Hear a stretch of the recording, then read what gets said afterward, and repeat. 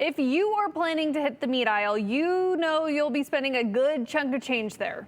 A lot of it has to do with the product we use to make burgers or fill your burritos. Ground beef has risen in price from an average low of $3.77 a pound in 2017 to $6.88 per pound on average. That's where it sits today. It's a pain at the checkout for consumers, but for cattle ranchers and beef producers, that price represents what it takes to support their livelihood. On Friday, President Donald Trump announced a plan to allow the tariff-free import of up to 300,000 tons of beef for 90 days. And that beef has to be sold at 25% below its market price. Cooper Morgan caught up with ranchers and explains why the price won't just drop in an instant. It's been a season of wildfire as land used for feed gets chewed up near Jordan Valley. Thankfully, our ranch has been helping. We've been doing a lot of firefighting, helping neighbors. Sean Cunningham is watching a new threat, not from flames, but it'll affect his bottom line all the same.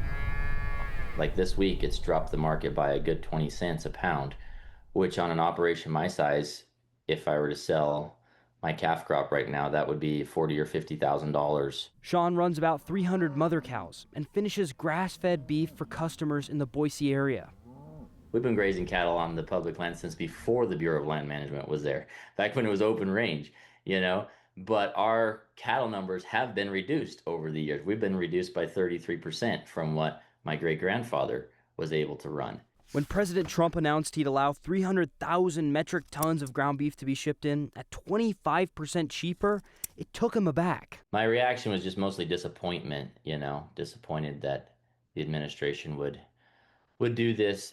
There's a reason for the rise on your receipt at the store. Because the supply of cattle is at an all-time low, and so as the supply has dropped off, the price has risen. Prices are meeting supply. What an import does instead is undercut ranchers. Are causing the price of cattle and the cattle market to fluctuate wildly on a day-to-day or a month-to-month basis. That makes it really difficult to plan ahead and to want to commit long-term to building your herd. Ranchers already juggle factors out of their control. You got weather, prices, and availability of forage. Now they're trying to plan a business while prices swing on decisions from the federal government. He says older ranchers close to retirement don't want to take on more debt, and younger ranchers are struggling to find affordable grazing and capital. Still, Sean says he's trying to grow his herd, one calf at a time. Because I'm pretty optimistic about the long-term run, and I'm a young, relatively young rancher, and so I've got a lot of years ahead of me to grow my herd and to capitalize on that and to pass it on to my children, hopefully.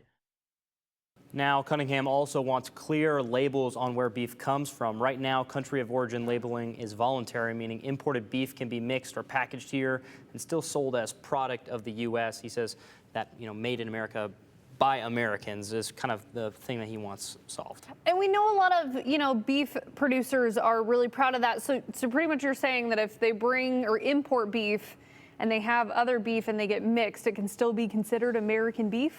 Yes, because it's technically made in the USA, even if those cattle weren't raised in the U.S. And that's what Cunningham says. So, we're going to go back and we're probably going to expand on this further. Yeah, I'd be curious about an expansion piece on that because I know a lot of people are curious. Grass-fed beef, what do all these mean? I think it's a so many labels nowadays. Yeah, it'd be good to break it down. Cooper, thank you.